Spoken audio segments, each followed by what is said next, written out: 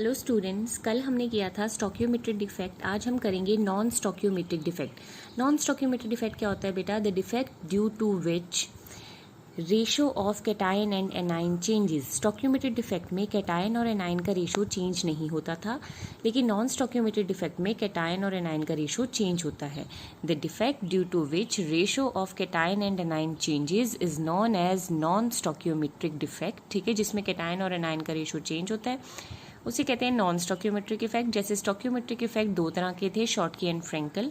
Non stoichiometric defect भी दो तरह के होते हैं बेटा, एक होते हैं मेटल एक्सेस डिफेक्ट, एक होते हैं मेटल डेफिशिएंसी डिफेक्ट।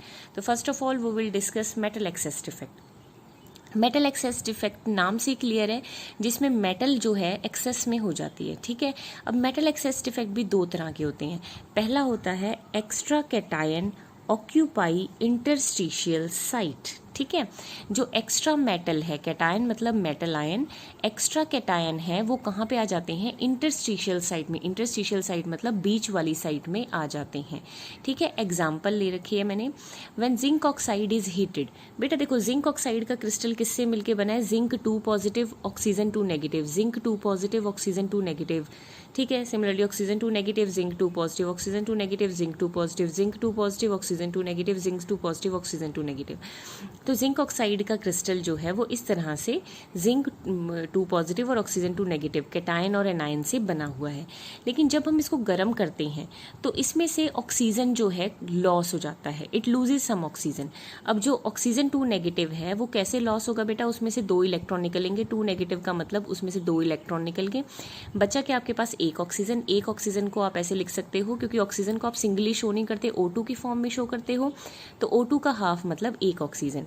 तो जो ऑक्सीजन 2 नेगेटिव है उसमें से वो उड़ गई। कैसे उड़ी बेटा? 2 इलेक्ट्रॉन प्लस हाफ O2 की फॉर्म में।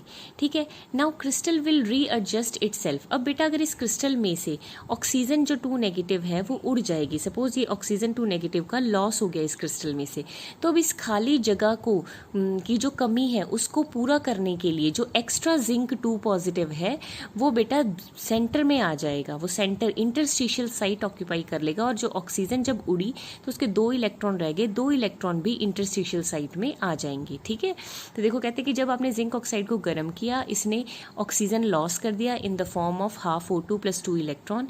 अब क्रिस्टल अपने आप को रीएडजस्ट करेगा।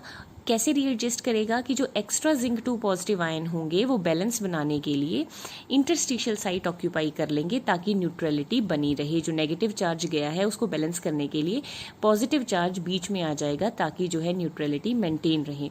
और जो ये नेगेटिव चार्ज है, जब O2 गई तो 2 इलेक्ट्रॉन यहीं छोड़ गई, 2 इलेक्ट्रॉन भी इंटरस्टिशियल साइट में आ जाएंगे।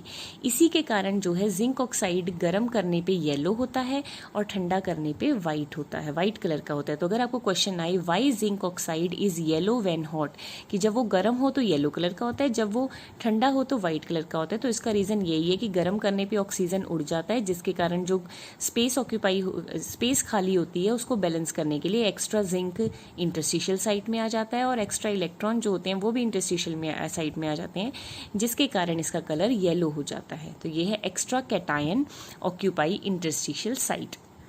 ठीक है, मेटल एक्सेस डिफेक्ट में सेकंड मोस्ट इंपॉर्टेंट है बेटा anion vacancy.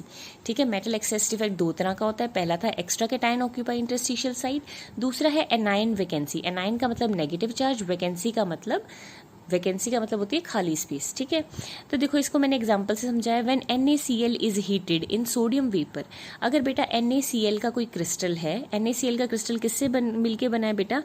Na positive Cl negative. ठीक है, Na पॉजिटिव Cl नेगेटिव। ठीक है, अगर मैं इसको सोडियम वेपर के साथ ट्रीट करूं, ठीक है बेटा, सोडियम वेपर्स में इसको हीट करूंगी, जो NaCl का क्रिस्टल है वो किससे मिलके बना है? Na positive Cl negative.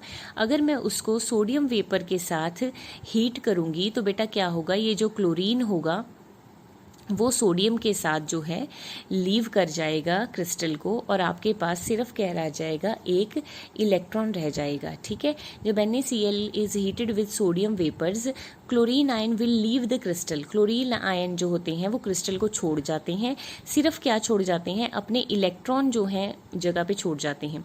Come to surface combine with sodium as NaCl plus electron, and anion vacancy thus created is occupied by electron and are called F center.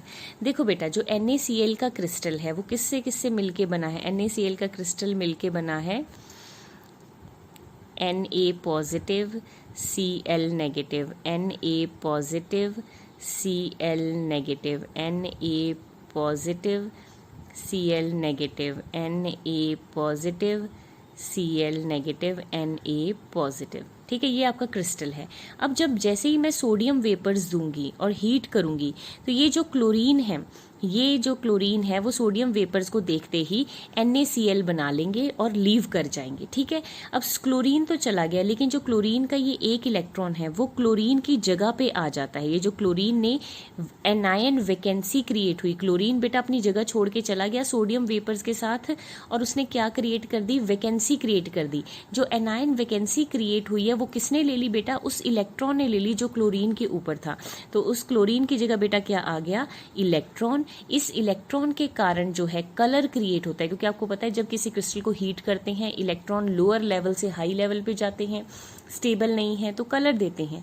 तो इस इलेक्ट्रॉन के कारण जो कलर होता है, इस इलेक्ट्रॉन को कहते हैं एफ सेंटर। एफ का मतलब होता है फार्ब, फार्ब का मीन होता है कलर। ये इलेक्ट्रॉन जो है कलर देता है। अगर सोडियम का क्रिस्टल है तो गोल्डन येलो कलर होगा।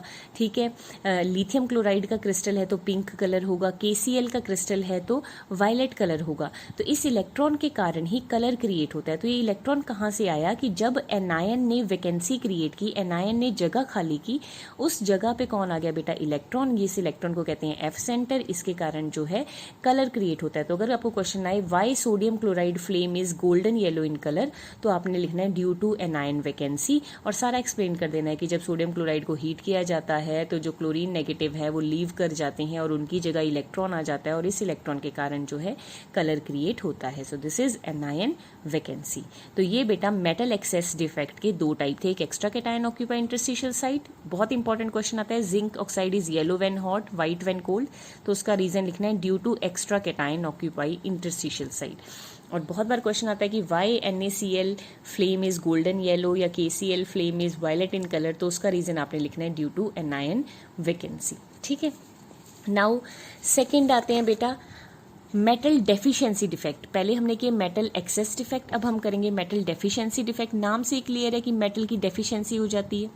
This defect is seen in crystal where metal can change its oxidation state. ये डिफेक्ट उन क्रिस्टल में देखा जाता है बेटा जहां मेटल अपनी ऑक्सीडेशन स्टेट जो है वो चेंज कर सकती है। For example iron oxide, iron sulphide, निकल ऑक्साइड।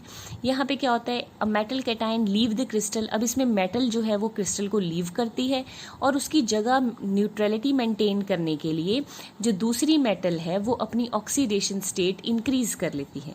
देखो बेटा, अगर आयरन ऑक्साइड का क्रिस्टल है तो वो किससे बना होगा? Fe3 पॉजिटिव, ठीक है, Fe2 positive, oxygen 2 negative, Fe2 positive, oxygen 2 negative, Fe2 positive, oxygen 2 negative. ठीक है, इसमें क्या होता है, मेटल डेफिशिएंसी होगी। सपोज आप इसको गर्म करते हो, मेटल जो है आयरन 2 पॉजिटिव जो है अपनी जगह खाली कर देती है।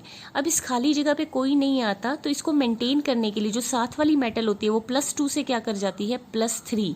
उसने अपनी ऑक्सीडेशन स्टेट इंक्रीज कर ली, मतलब मेटल डेफिशिएंसी हुई, और उसको न्यूट्रल करने के लिए जो साथ वाली मेटल है उसने अपनी ऑक्सीडेशन स्टेट, अपना कोऑर्डिनेशन नंबर चेंज कर लिया। इसे कहते हैं मेटल डेफिशिएंसी डिफेक्ट। ठीक है, and last efficiency is impurity defect, that is doping आ जाती है। डोपिंग क्या होता है, आपने वर्ड सुना ही होगा। डोपिंग का मतलब होता है कि अगर आपने नॉर्मल भाषा में सुना हो, डोपिंग इज कि आप कभी जो स्पोर्ट्स पर्सन होते हैं उनके डोपिंग टेस्ट होते हैं कि उनकी बॉडी में जो केमिकल पाए जाते हैं उन्होंने उससे एक्स्ट्रा कोई केमिकल तो नहीं ले लिया।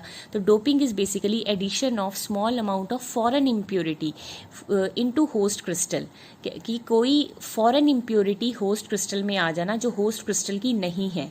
एक्चुअल में कोई बाहर से चीज़ इंट्रोड्यूस करना जिसके कारण फॉरेन इम्प्योरिटी के कारण होस्ट क्रिस्टल की कंडक्टिविटी बढ़ जाए, उसे कहते हैं डोपिंग। नॉर्मल भी डोपिंग, डोप वर्ड यही होता है कि आप जो स्पोर्ट्स पर्सन होते हैं वो कोई एक्स्ट्रा केमिकल, एक्स्ट्रा स्टेरॉयड ले लेते हैं जिससे उनकी जो है मसल पावर इंक्रीज हो जाती है या स्टेमिना इंक्रीज हो जाता है। तो same doping is addition of foreign impurity into host crystal is called doping. और इससे क्या होता है बेटा, इलेक्ट्रिकल कंडक्टिविटी इंक्रीज होती है। ठीक है, last one is impurity defect. Impurity defect is कि अगर हम ग्रुप 14 में ग्रुप 15 को डोप कर दें, ठीक है जी, ग्रुप 14 जो है आपका होस्ट क्रिस्टल और हम उसे ग्रुप 15 से डोप कर दें, तो क्योंकि ग्रुप 14 के पास 4 इलेक्ट्रॉन होते हैं, ग्रुप 15 के पास 5 इलेक्ट्रॉन होते हैं। ठीक है बेटा, तो जो ग्रुप 15 और 14 में डिफरेंस किसका बचेगा, सिर्फ 1 इलेक्ट्रॉन का डिफरेंस बचेगा। तो यहाँ पे इलेक्ट्रॉन जो होता है वो फ्री होता है करंट कैरी करने के लिए। तो इस तरह से जो सेमीकंडक्टर बनते हैं उनको एन टाइप ऑफ सेमीकंडक्टर कहते हैं, क्योंकि इलेक्ट्रॉन पे नेगेटिव चार्ज होता है, तो उन्हें कहते हैं एन टाइप ऑफ सेमीकंडक्टर। कि अगर हम ग्रुप 14 एलिमेंट को ग्रुप 15 के साथ डोप कर दें, मतलब जो ग्रुप 15 है आपका होस्ट क्रिस्टल है, उसमें क्या डाल दें, ग्रुप 14। तो जब आप ग्रुप 14 डालोगे, ग्रुप 14 के पास 4 वैलेंस इलेक्ट्रॉन, ग्रुप 15 के पास 5 valence electron. At the end जो ग्रुप 15 है उसके पास कितने वैलेंस इलेक्ट्रॉन बचेंगे बेटा, इसके 4 और इसके 4 कैंसिल हो गए, ग्रुप 15 के पास सिर्फ 1 इलेक्ट्रॉन बचा। तो 1 इलेक्ट्रॉन यहाँ करंट कैरी करता है, इलेक्ट्रॉन पे नेगेटिव चार्ज होता है, इसीलिए इसे कहते हैं एन टाइप ऑफ सेमीकंडक्टर।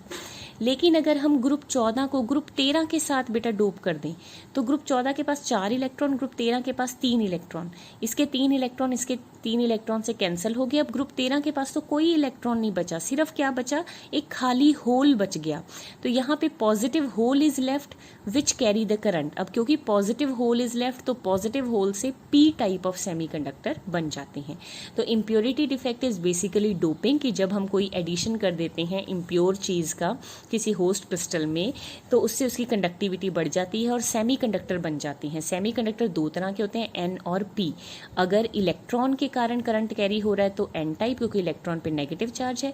अगर पॉजिटिव होल के कारण करंट कैरी होता है तो पी टाइप, क्योंकि पॉजिटिव होल मतलब पी टाइप ऑफ सेमीकंडक्टर। ठीक है बेटा, तो this is all about non stoichiometric defect and impurity defect. इसके साथ ये चैप्टर खत्म हो गया।